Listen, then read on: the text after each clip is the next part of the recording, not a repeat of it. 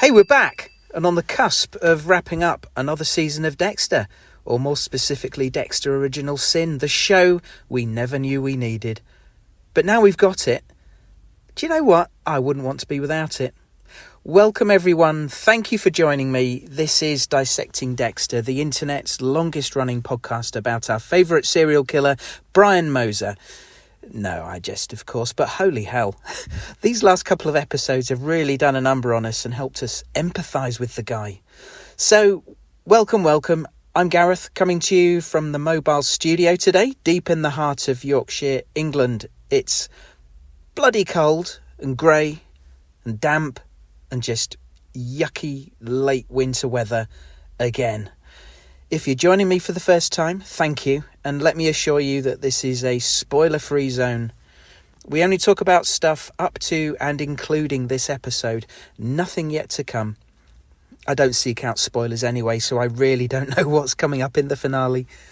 I hope you like what you hear, and if you do, please consider helping me out by giving a 5-star rating and maybe a review on whichever podcast app you're listening on.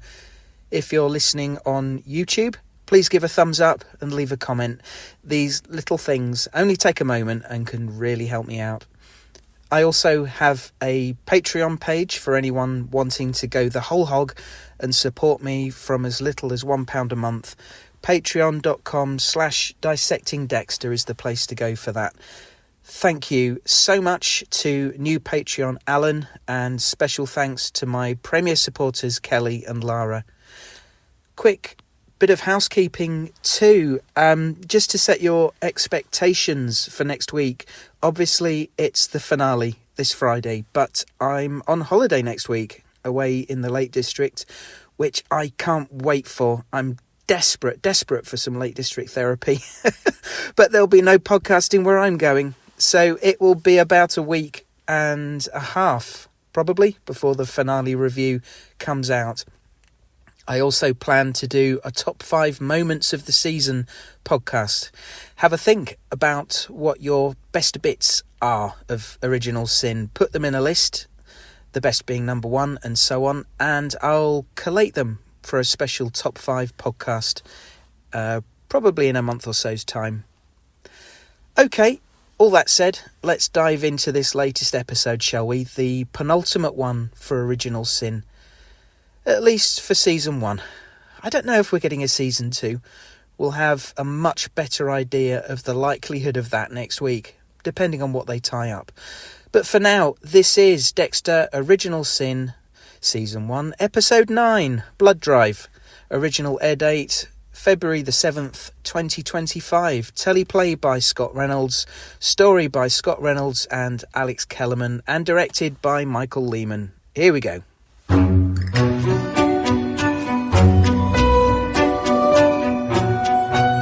So, we left things off last week with the chainsaw buzzing and taking names, blood spraying, young Dexter and Brian about to be changed forever, some fans baying for a scene to rival Terrifier 3, others wanting it to all be over.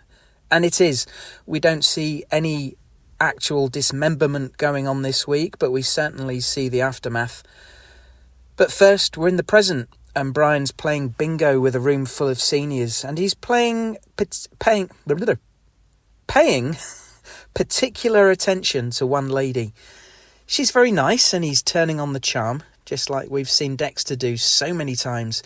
It's very friendly, but you can't help but feel she could be on his kill list. It's just a question at this point of why. We don't need confirmation, but it's the same guy who approached Dexter at the diner. Eagle-eyed viewers have spotted him in the background at one of the murder scenes earlier in the series, having returned to the scene of the crime and watching his brother. Did these murders serve multiple purposes? Honing his skills as a killer, like Dexter said, finding out what he liked. Secondly, he was targeting certain individuals because of how he perceived they'd wronged him in the past. And also perhaps simply to lure Dexter out, so he could see him in action. He's clearly been watching him, and we see in this episode, in therapy notes Harry finds, that he was intending to head to Miami to find his brother. Through flashbacks this week, we see why he feels so bonded, and it's so sad. Don't worry, I'm not going to get emotional this week, I promise, but we'll talk about this more as we go along. We join Harry as he rushes into the hospital to find out about Bobby.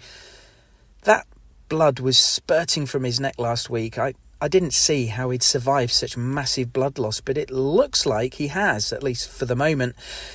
LaGuerta calls Harry out about the Moser file she caught him with. I did speculate last week whether he could just own up to some of the story, just enough to keep her happy, just to placate her. And that's what he does, owning up to the affair. It does the trick, but bloody hell. This is a massive cover-up in aid of protecting Dexter. There's a serial killer on the loose. Harry knows who he is, but by not telling anyone, he's enabling him. He's allowing the killer to continue. We understand him wanting to protect Dexter, but what's his plan here? It's like he's not thought it through fully and he's just winging it at the moment. Later we see that LaGuerta's not completely convinced, and she goes to records where Camilla gets her the Estrada file. We find out that she's in cahoots with Harry, and they've doctored the file to remove mention of Dexter. So maybe this is the end of it for her, and she believes what Harry told her. We'll see. We know she can be a dogged investigator. Flashback time, and Harry's making a confession to then Lieutenant Aaron Spencer. I liked his reaction to hearing the news.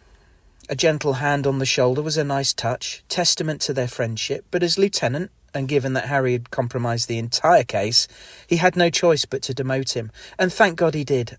It meant Harry was in uniform for the search of the docks. Can you imagine the complaints if he hadn't been? I mean, it's such an iconic moment from the original show, an iconic image. James Remar as Harry, scooping up little Dexter from all that blood. Well done, writers, for ensuring that detail was kept in. Being demoted maybe also goes some way to account for why, nearly 20 years later, Harry's still only a sergeant. He's had to work his way back up and may be met with a glass ceiling preventing him going any further. So they're out there at the docks. As the search started, I was bracing for the eventual moment that they find the right container. I was imagining the haunting sound of crying echoing from inside. As it turned out, it wasn't crying. In the context of the show, it was much more moving. Hey! I got something! Over here.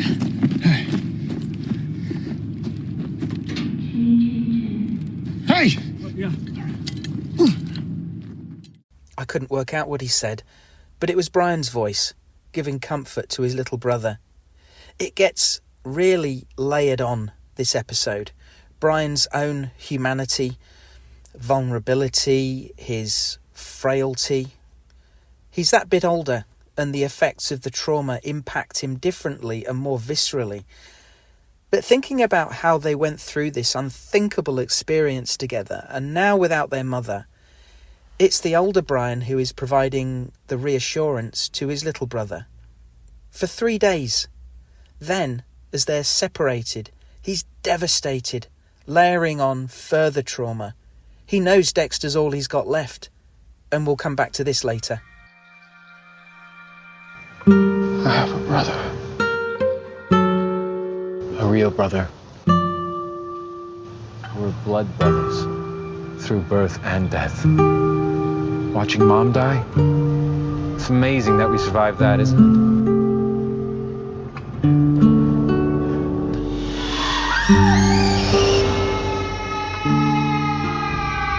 You're listening to Dissecting Dexter.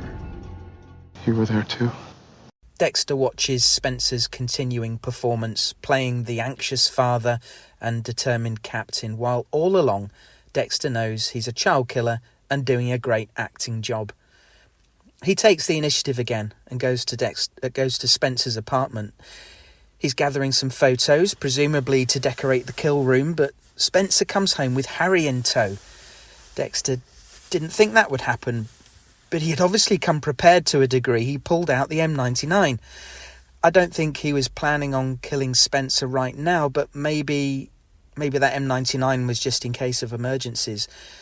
It's a narrow miss, but he gets out of there without a scene. That was a bit of a drop from the balcony, though. What is he, a cat? Anyway, next morning at breakfast. How goes your hunt for our serial killer? Well, the suspect we thought was good for it, he was killed a few weeks ago. Well, is it connected? You think the killer has 4 homicides under his belt? Honestly, I don't think any of them are related. It's not a serial killer case. I'll never forget the first time my father lied to my face. Oh. Hey, that was mine. This was funny as it sets up a fun gag. Deb takes the last of the milk, and when Dexter eventually takes a bite of his cereal, they have a wonderful crunchy sound effect as he slowly chews on his dry mouthful.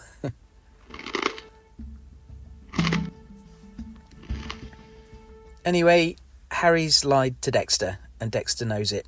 Again, we know it's to protect him.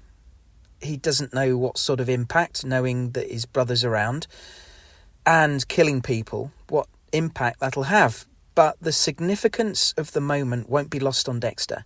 He'll know Harry wouldn't do that for nothing. Harry and Deb have a hug, a big warm one, and it's lovely. He warns her off older men. Yeah, we'll see how that works out.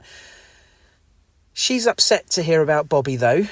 He's her godfather, remember, and we learn they're having a blood drive at Miami Metro, and she's keen to donate. Rather her than me. I hate needles, especially blood tests, but giving blood is a massively admirable thing to do, and my hat is off to anyone who does it. We go from this to the utter horror of the flashback when they discover the container. I mentioned how they heard Brian's voice through the doors, but the scene is horrific. The blood just slooshes out when they open the door. Bits of body everywhere. Laura's head, her torso and other body parts are strewn a couple of feet away from the two boys huddled together in the corner. Harry grabs Dexter, and the anguish on little Brian's face was heart-wrenching. I was glad that Bobby rushed in and took Brian out, but he looks back at his mother's decapitated head, eyes open, staring lifelessly at nothing. They did well here. The show, that is, portraying the terror last week and the horror of the aftermath this week, with a focus more on Brian's reaction more than Dexter's. It was well done, lingering just enough on the gore without revelling in it like a movie like Terrifier would. I keep mentioning that movie, but when it comes to revelling in violence and gore, it's right up there. We cut to Nicky Spencer, still in his cell. Seems like the jig is up, and he knows his captor is his dad, which is messed up in itself. He must be totally bewildered and baffled why. And honestly, I expected more upset from him, given that it's his dad who chopped his fucking finger off. Spencer finally shows him his face, and he says, "You didn't do anything wrong," but there's emphasis on you. So this is against someone. I'm guessing his wife, but if he's just doing this because she had an affair, that's truly messed up and serious overkill. Even if it turns out that Nicky is the other guy's son, Jimmy Powell didn't need to die. Nicky doesn't need to die. I hope there's more to it.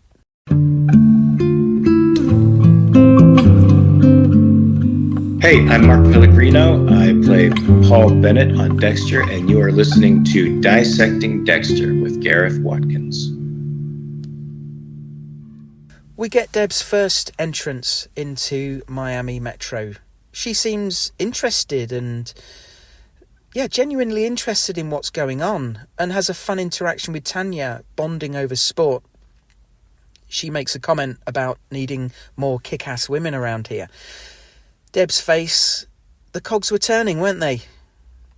She's pretty free to just wander around the office, actually. I can't imagine a member of the public having that sort of freedom these days.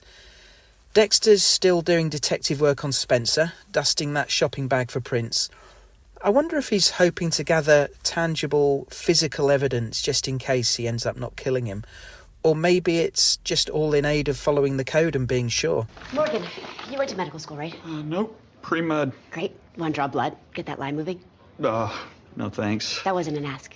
That was an order. But phrase nicely. Go forth. Draw much blood. Any other time, that would have been an exciting endeavor. I like that. She's abrupt, but not rude. I really don't think she's got anything to do with Spencer. Like I said before, I'd be happy to be surprised, but I just don't see any foreshadowing. And judging by your feedback this week, it sounds like maybe that theory has run out of steam. Lots of flashbacks this week, excuse me, but it's all important to show us how things played out with Brian and Dexter, and we get a revelation. We'd always assumed that Brian was left behind to go into the social care system, but no. Harry and Doris took in both boys. I have to say, and we got a hint of this before, isn't Doris a saint? Taking both in, knowing who they are. Her motherly instincts kick in and override any sense that they're the children of her husband's mistress. What a lovely woman. However, when the social care lady, Barb, when she's there, it's Dexter who Doris picks up for a cuddle, not Brian. They have a shot where she's stood cuddling Dexter and Brian's on the floor looking up at her when he's playing with the fire truck. That image, it seemed very deliberate and quite symbolic to me, and a preference, whether it was conscious on Doris's part or not. And Doris, I don't think, would have known either boy well at that point. But it seems that their relative ages played a part in certainly the short-term impact of the trauma. Dexter's just quiet, but Brian's far more affected outwardly. It was a shock to see him try to smother baby Deb. Of course, not the only time he tries to kill her. But she was crying, and maybe the sound of crying was a trigger for him. The poor kid has PTSD, and the systems just weren't there to provide any kind of emotional support for people back then. So his trauma was just never dealt with. The whole way they showed him this episode really adds to what we got a little of last week, seeing a kid having fun painting his mum's fingernails. It was just a normal family thing. And then that horrific thing and the horrendous level of trauma. There's so much going on in those young heads and no one actually helping them process it. Did they ever stand a chance? We've said before that not every child who experiences trauma goes on to commit a crime, never mind becoming a serial killer, but then not every child trauma is witnessing 3 people, including their mother, get ripped apart with a chainsaw and having to sit with the bits for 3 days.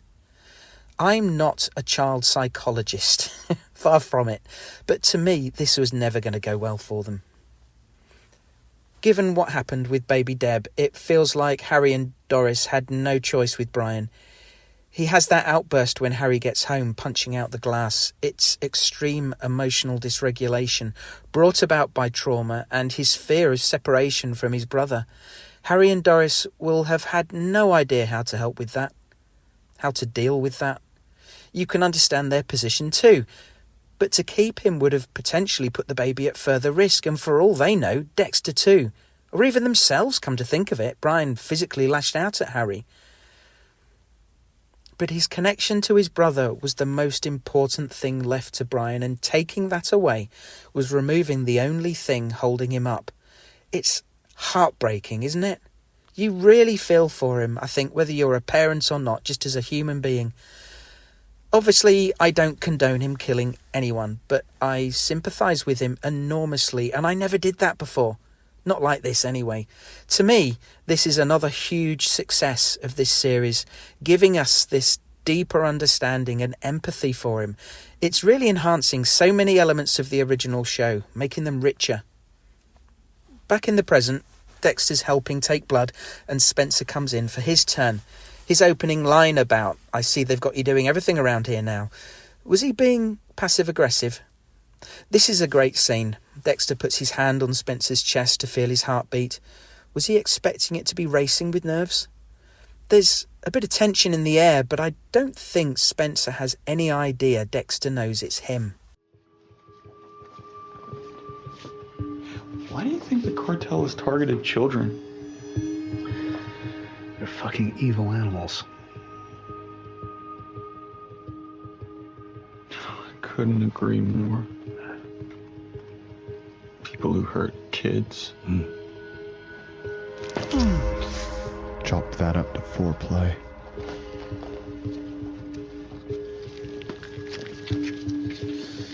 I hope you do a better job with the cold cases I assigned you than you do drawing blood. We're actually hoping to turn the corner on a big case. Tonight could even be the night. Good. We need some good news around here. He mentions foreplay, but this scene is a bit like Dexter's working himself up for the big event. There's a lovely bit with Clark that really flies in the face of me and many, saying how Dexter never does anything completely selfless. But he helps him out here with the blood drive, showing his humanity. I can't think of any selfish reason why Dexter would have done this. He simply helps someone out, without any hint of judgment or hesitation. I love this bit. However, it does set up a wobble later, literally, having to give blood twice. 2 pints, I'm guessing. That's a lot to lose. No wonder he was a bit lightheaded.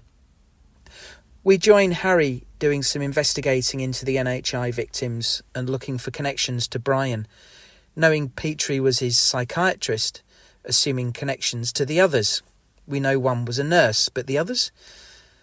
LaGuerta mentions other people in the area. I think she said there were patients at the same hospital, so will we find that one or more are also dead, victims of Brian working through his kill list of people he sees as having wronged him? Harry ends up noticing Brian in the crime scene photos, just like those hawk-eyed viewers did. We rejoin Brian at the bingo, still working his charms on Barb, but our friend Nikki was envious. Until the sucker punch to the jaw. That was horrible, seeing her lured to the van, knocked out and taken to the roof, strapped to a frame. I wondered if he was going to bleed her out like he did with his later victims, but no, it was much more grim than that, arguably. Another bloody chainsaw. What's wrong with people?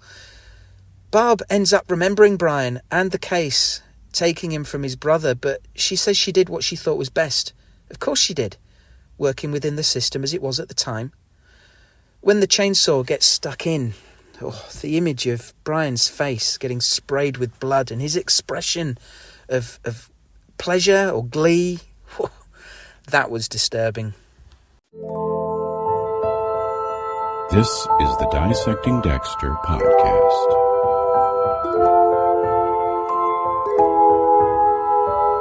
It helps me control the chaos.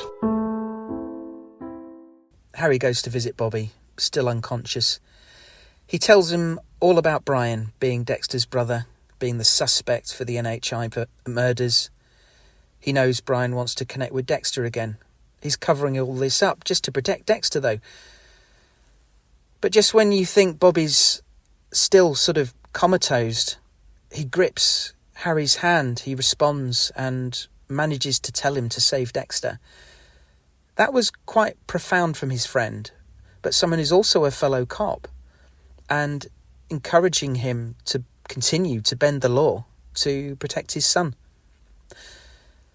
So, Dexter makes his move on Spencer. No Harry involvement, no Harry green light, just going his own way. Not sure how he'd explain that to Harry later, unless he was getting this evidence in order to show Harry after the fact, to prove that Spencer had indeed been guilty. Luring Spencer to the arcade was a good trick. We can debate whether Dexter was overly brazen using the arcade like that, all lit up like Christmas. You'd think it would attract attention, and it's not the first time he's done that this season. Anyway, I love the struggle when he tried to take Spencer down, the needle going through the hand. That was a cool touch. And then Dexter forcing the hand into the neck. I like that. I wonder if that was Scott's idea in writing or something they just worked out when they were blocking on set. Actually, maybe it would have had to have been written because they needed the special effect of the needle through the hand.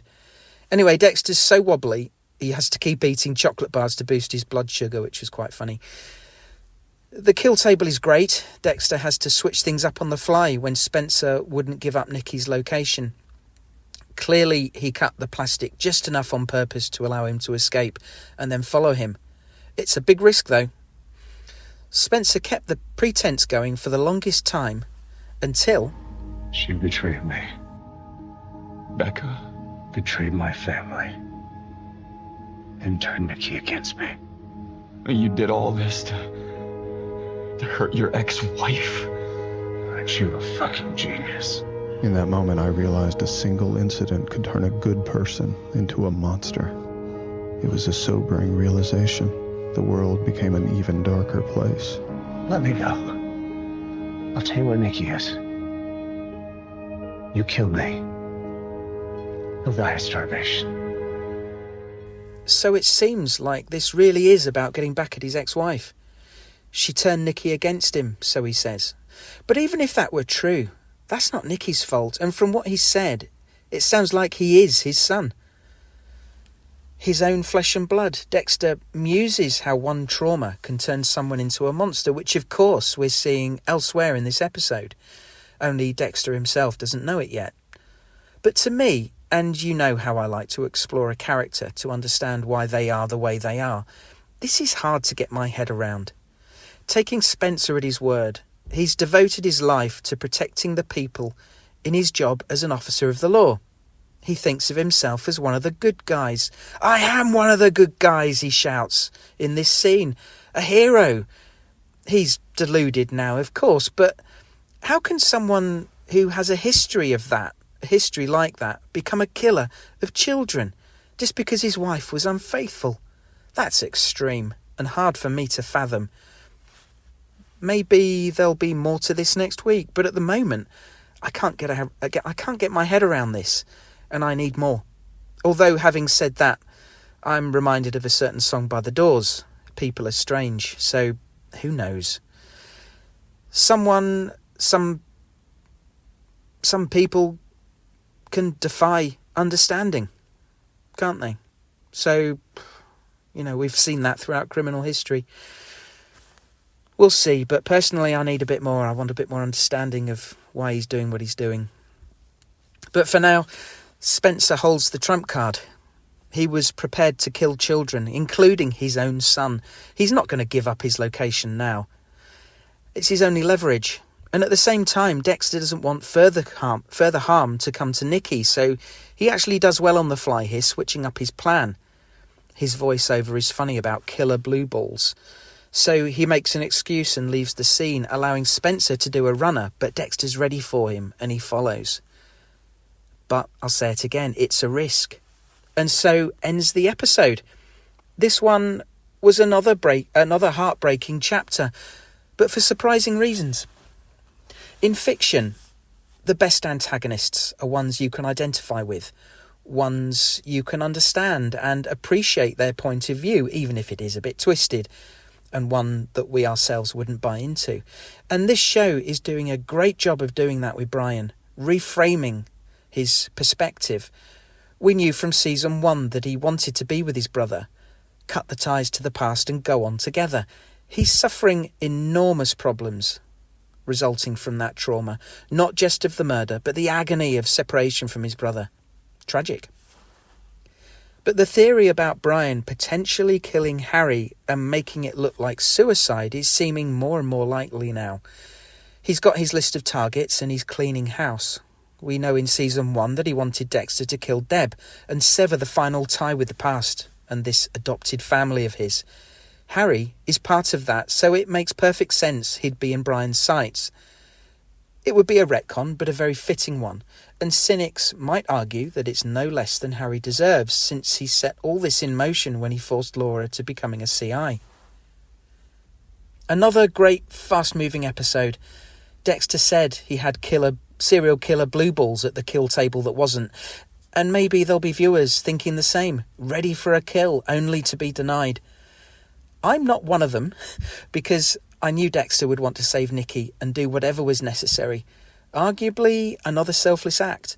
A full-on psychopath, you might argue, could just take out the trash and willfully disregard the collateral damage, but not Dexter. hurt no innocents, but particularly kids, never kids. He's complex, our Dexter, isn't he? And we'll continue to debate him until doomsday, pun intended. Great work this week, Scott. What did you guys think? Listener feedback. dissectingdexter@gmail.com is the address to write to if you want to share your thoughts on the episode, the show, or the podcast. Or you could also catch me on Twitter @DissectDexter or Blue Sky Dissecting Dexter. There is also the Facebook page, facebook.com/dissectingdexter. First up, a few comments arrived in between episodes. We haven't had a lot of that this season, but obviously you guys felt inspired, and it's all good. Robert emailed. Thanks, Robert. He's fully on board with the theory that Brian murders Harry.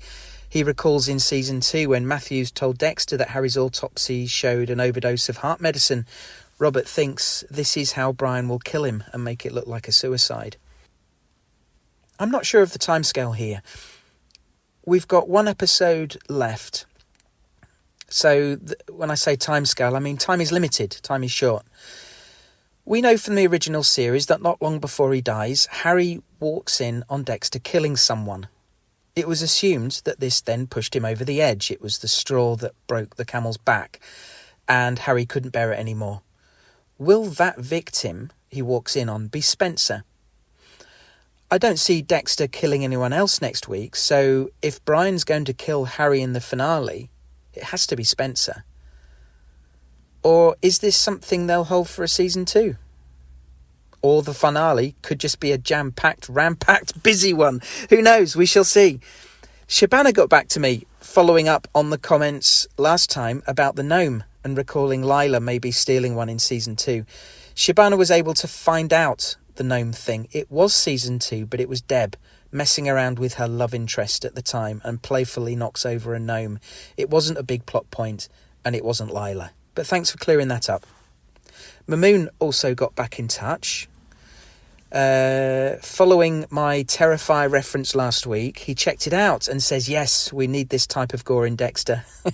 I know he's joking. I think he's joking, but wow, if they went there, I'm sure there'd have been complaints about the container scene. Dexter's never gone massively far on the gore scale, and that's probably helped Dexter's activities be more palatable to us, or a lot of us.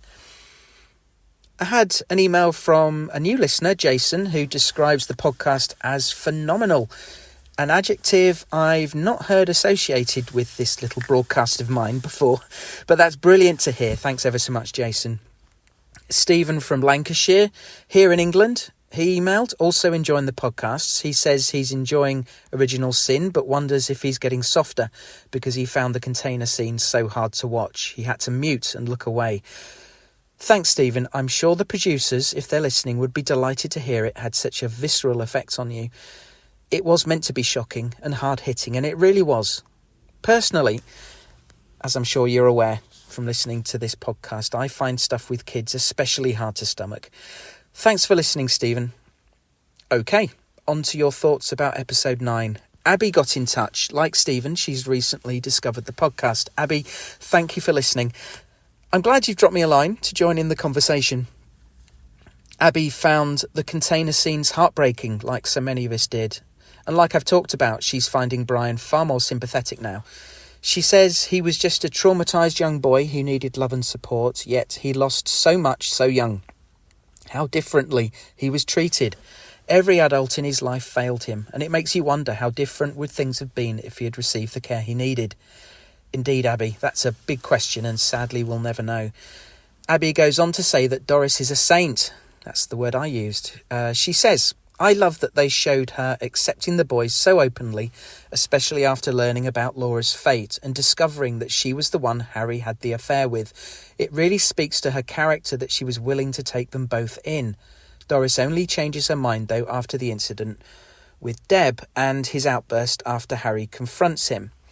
It does shine more light as to why they adopted Dexter and not Brian, though. I don't think it lets them off the hook for what ultimately happens with Brian because they just gave up on him. Who knows how he might have turned out had they shown more love and attention and sought him the help he needed rather than just turning him away. So, based on all this, Abby is on board with the prediction that Brian will kill Harry. About LaGuerta, Abby says that LaGuerta now knows about Brian Moser, along with Harry's affair with Laura Moser. In Dexter Season 1, when Brian is revealed as the ice truck killer, LaGuerta doesn't seem to have any prior knowledge of him at all. This feels like a bit of a continuity issue. Yeah, I think this is something we are probably meant to not think too hard about. Abby also talks about the arcade scene with Spencer. She felt Patrick really channeled his inner Michael C. Hall here. But she was surprised Dexter seemingly rushed to get Spencer on the table. She feels it's like his anger at Spencer targeting children was clouding his judgment. Thanks so much, Abby. First time emailer, but a great email with lots of good thoughts. Hi Gareth, Chris here with my feedback for the penultimate episode of Original Sin.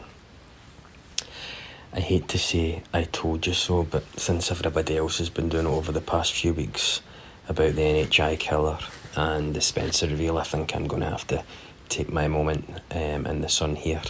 I said in my feedback for episode 7 that I thought Harry and Doris would take Brian and Dexter in, but struggle to cope with his needs and ultimately have to send him into the care system. And I was right. I think this was a much needed expansion on that story, and I thought it would be difficult for Doris and even for Harry to just send Brian away, and I'm glad that they included those brief scenes to show us that. I wish we had a couple of more episodes and maybe we could have explored that a little bit further. The duality of how we feel as an audience about Brian is particularly well done. I really felt for young Brian. The amount of trauma he's faced in his young life is genuinely horrific. My job, without boring people, is in education, and the amount of ACEs, adverse childhood experience that Brian has had, it's no wonder that it's had a lasting effect on him. That being said though, watching him chainsaw the social worker, who by what we've seen on screen treated him fairly well, was horrific.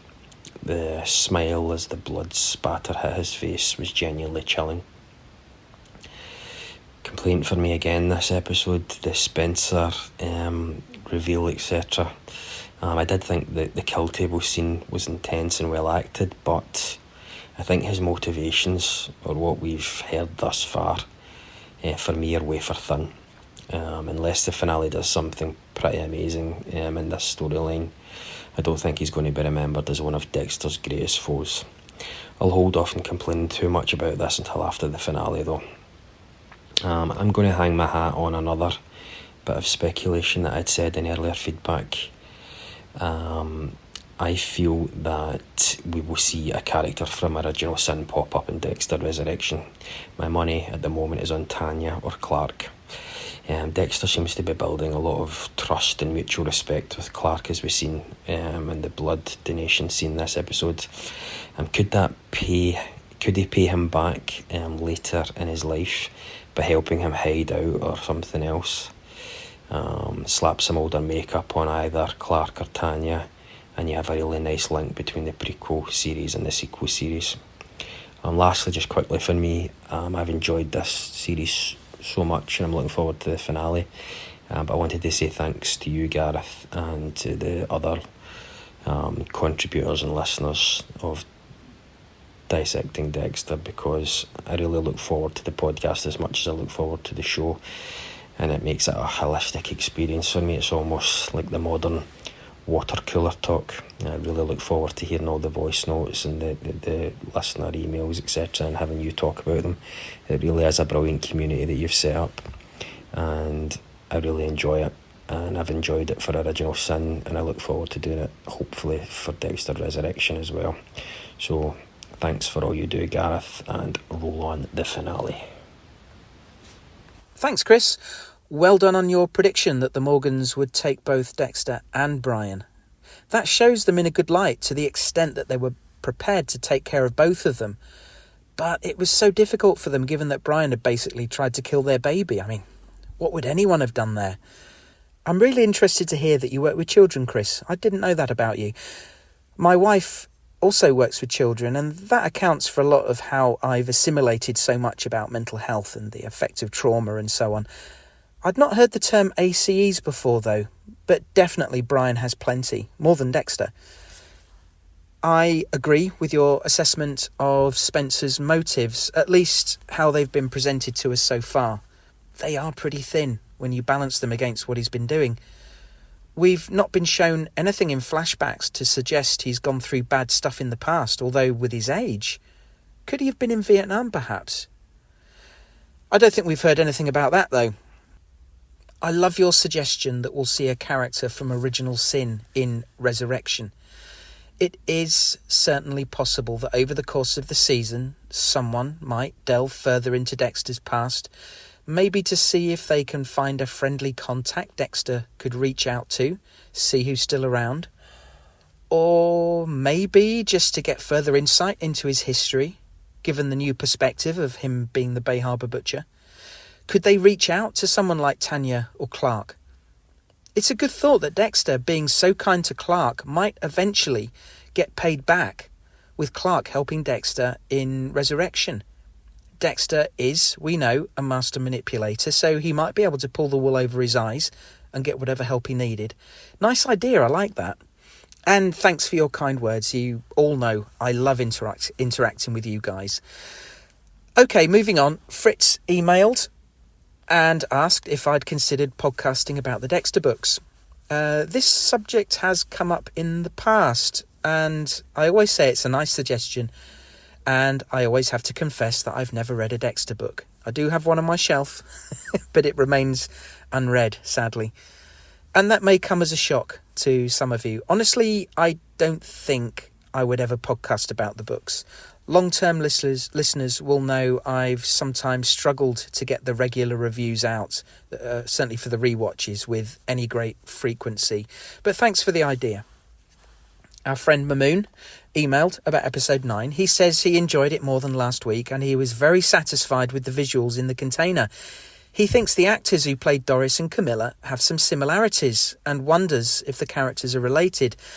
The answer to that is no, they're not. It was established in the original series that Camilla and her husband were old family friends of Harry and Doris, but this closeness still accounts for why she'd help Harry protect Dexter. Mamoon also feels bad for Brian. All he wanted to do was live a normal life with his brother, but it was taken from him.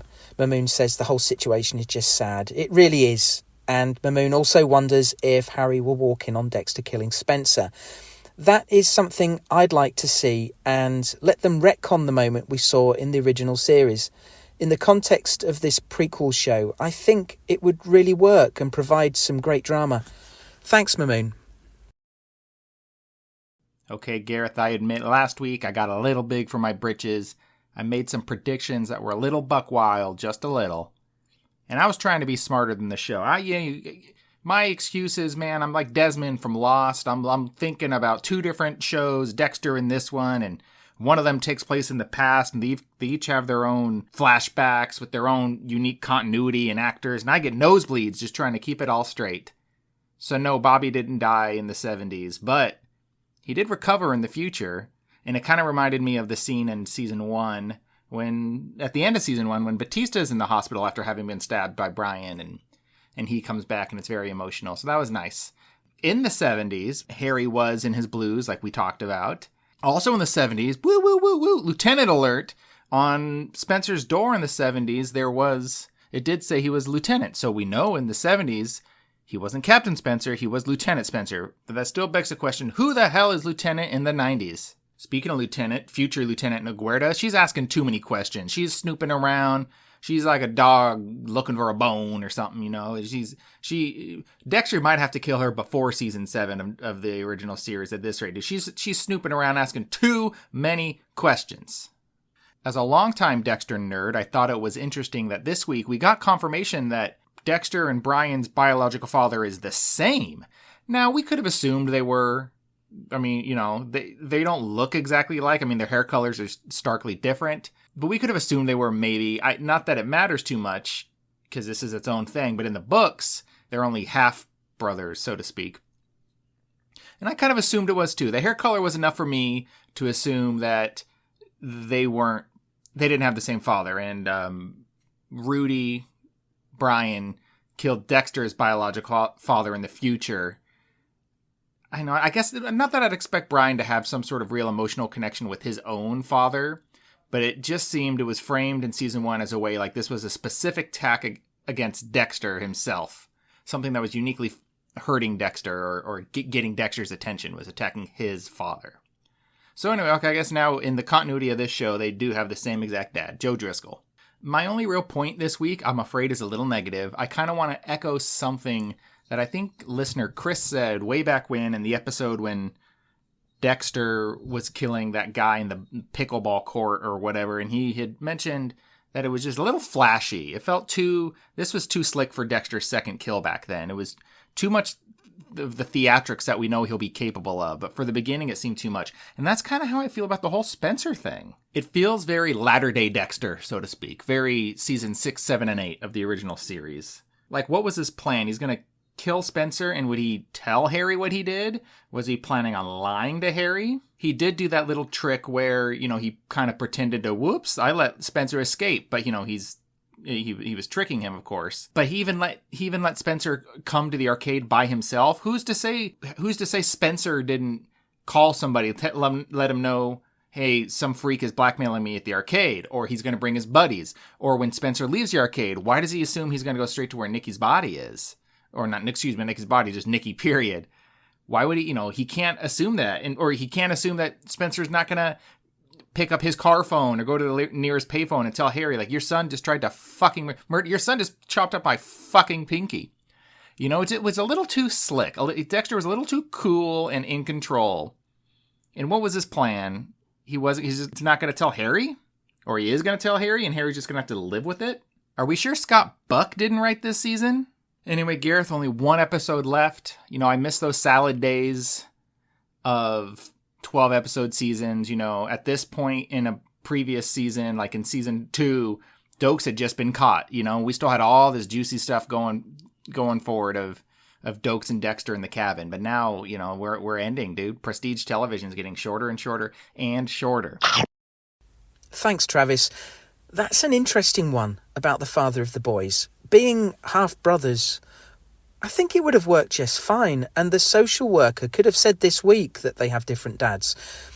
Brian's one could have been dead, maybe, and Dexter's only in jail. That would have worked, wouldn't it? And then been consistent with what was implied in season 1, and also account for them looking so different.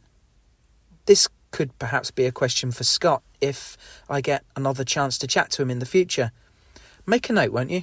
And remind me if or when that happens again. Great point about the bold, brazen attempted kill of Spencer, but particularly handsome Tony in the sports arena. We questioned it at the time, if you remember. I think it was Nick who responded and gave the show a little slack, saying there is an element of fantasy in this show. And I'm not quoting Nick here, but essentially that we should allow them a little wiggle room for some grandstanding. But you're right that the style of kill table locations is far more in line with later season Dexter. Maybe that's another question for Scott. For Spencer, it was a calculated risk, assuming he'd go to the arcade alone. I think in the circumstances, though, Spencer doesn't have anyone he could bring in without risking drawing attention to himself. Let's say the real guy was blackmailing him about the bag, nothing to do with Dexter. Spencer takes Harry, and the guy then spills the beans about the bag and being paid to take the top in the bag to the drug house. Although Harry trusts Spencer, he might tie that to what Dexter's already said. Not that Spencer knows about that, but it would ultimately, surely, lead Harry thinking Dexter could be right. No smoke without fire, as they say. Dexter letting Spencer go is another calculated risk. Spencer knows Dexter was about to kill him. What's his first play here? What is his first play here? Panic to cover up his own crimes, or does he go to Miami Metro and say Dexter's lost it? He's gone mad and tried to kill him? Dexter has evidence, so maybe that's his insurance policy, but wow, that would get very messy very fast and lead to some very awkward questions. You'd be surprised if Spencer doesn't go to Nikki and try to get rid of any evidence, cover his own ass before maybe tackling the Dexter problem. He must be in a huge panic, though, fight or flight, and maybe not sure of which way to go. Is he thinking he can get rid of Nikki and just flee to the hills, disappear? It's fun to think about. Thanks again, mate. Our friend Andrea has written in. Thanks, Andrea. You put a lot of thought into this email, which I really appreciate. Andrea makes a point about Tanya Martin and says it's interesting to watch the scene with her and Deb. If you think about how much Deb's missing her mother, she says it probably feels good to have a strong, capable woman to say, come back and visit me anytime. Andrea has two ideas about how Tanya could go. One is she finds out about Spencer and he kills her, then flees, everyone assuming the thing with Nikki, the stress of the job, his ex-wife, was just too much for him. Then Deb, inspired by the sports analogy, starts on a path training with the police, regardless of whether the scholarship comes off. Two is that she sticks around for a potential season 2 and mentors Deb, although Andrea thinks that's unlikely given Sarah Michelle is only cast as a guest star, not a series regular, which is true, although actors can, of course, get promoted from one season to the next. Andrea also shows some Travis-like doggedness and attention to detail by investigating the maths of Deb's age and birth dates and things, and how she thinks the facts of the timeline actually present Deb's age as 18 and not 17, as I said last week, although I had it in my head that it was 17, and I think I said that because I could have sworn that it was said in the show that she's only 17. But according to Andrea, the maths doesn't work out. I won't go into her calculations here, but she lays it all out in her email to me, and the bottom line is that if she's 18, then her relationship with Gio was legal. Andrea loves the Clark storyline. She says, and I quote, "I'm sure he's just there to show Dexter's humanity. The AIDS epidemic was so present in the culture at the time. I like this addition to the story, and to make Sanders just an average guy who happens to be gay, not making it his whole character. In a way, it makes sense that Dexter would be savvy about HIV and AIDS transmission since he was recently studying medicine, and this was the time the stigma was starting to subside. The 'I've got you' line was beautiful." And Andrea, you're completely right. I'm with you on that.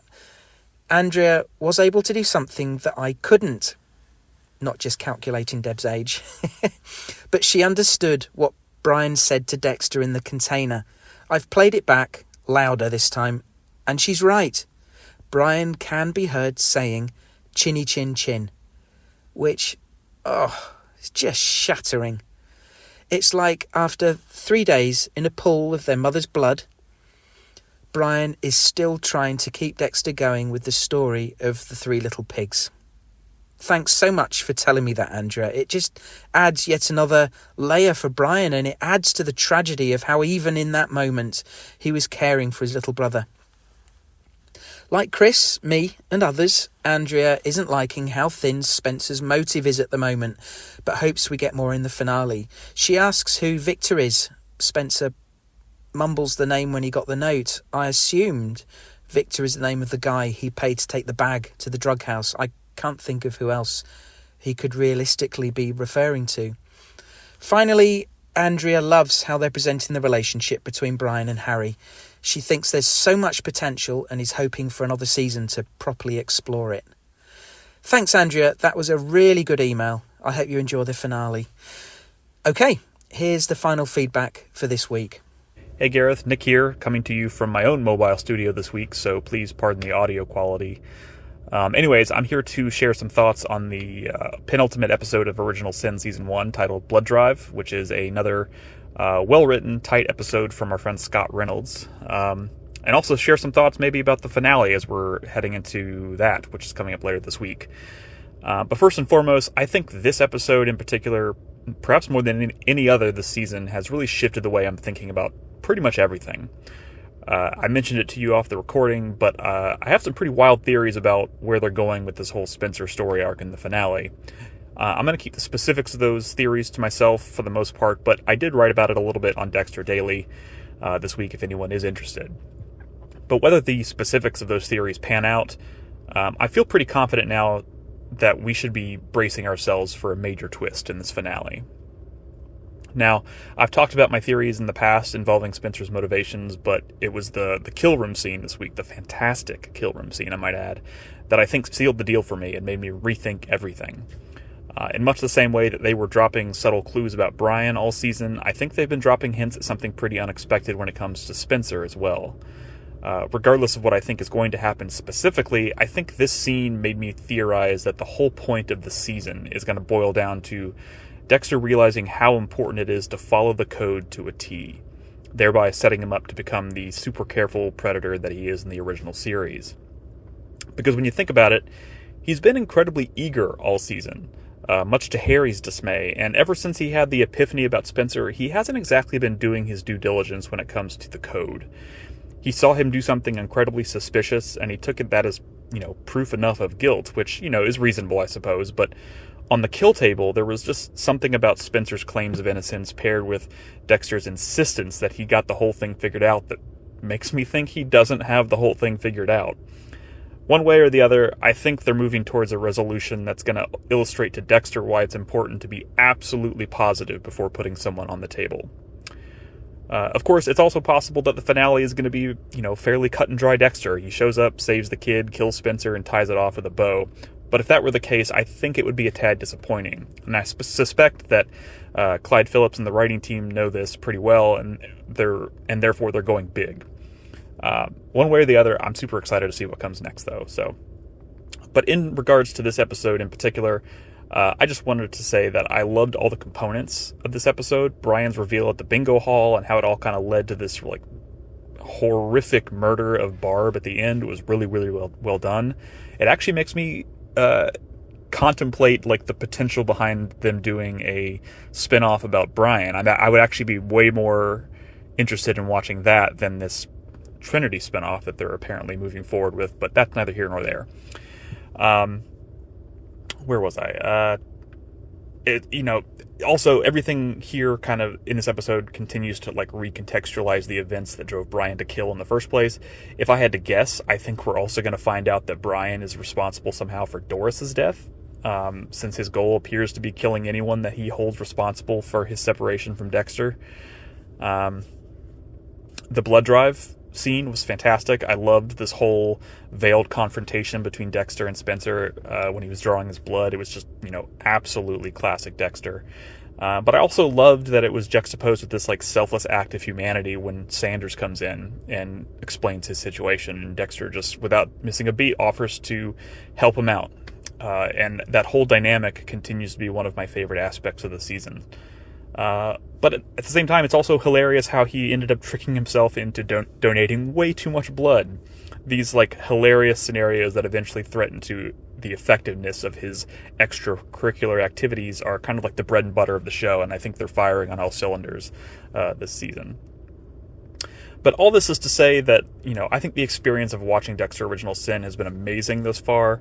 And I expect big things from the season finale. I'm also hoping for a Season 2 announcement and maybe even a Resurrection teaser trailer on Friday to coincide with the finale, but, you never know. I'm sad to see the season coming to an end, but I suspect we'll have plenty to talk about next week, and the hiatus between now and Resurrection isn't going to be very long. So, anyways, I'm looking forward to hearing from everyone as usual, and we'll talk soon. Cheers. Thanks so much, Nick. Firstly, if they've got a huge twist coming up, one that none of us have thought of, I say bring it on. I would love that. Please bring it on.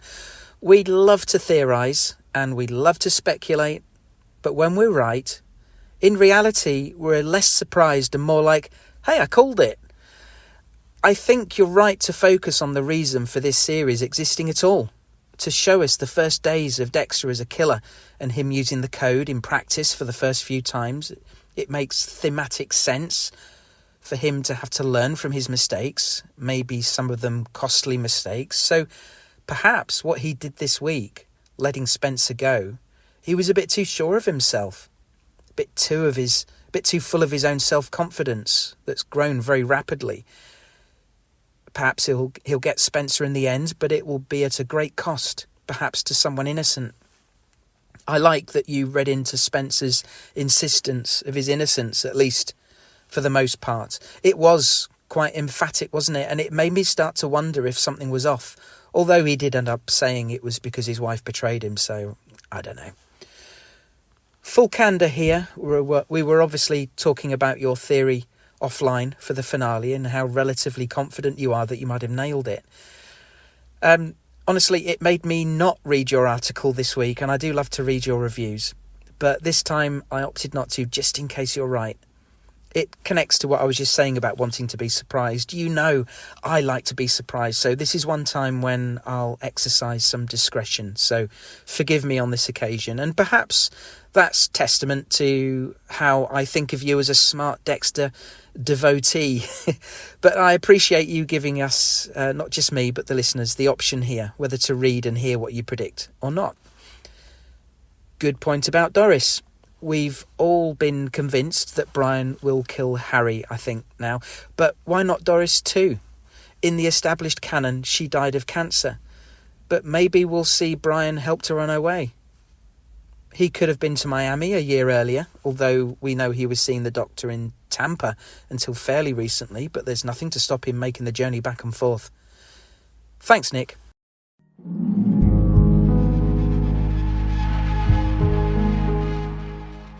Okay, we've arrived. The finale is next, and things are nicely poised. Dexter's taken a big risk letting Spencer go, although to him it's a calculated risk, thinking he knows this particular monster and believes he knows what he'll do next.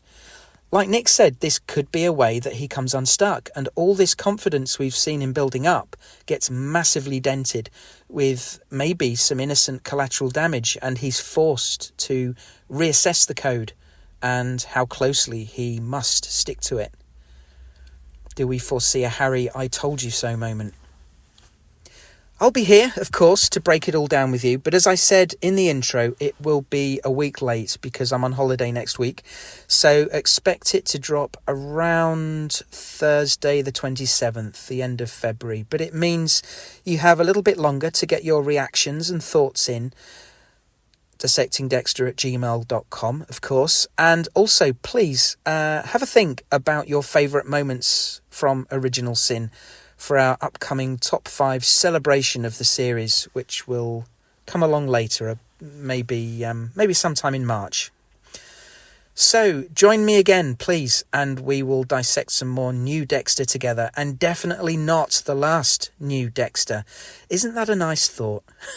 Until then, my friends, thanks for listening. Take care, everyone. Bye for now.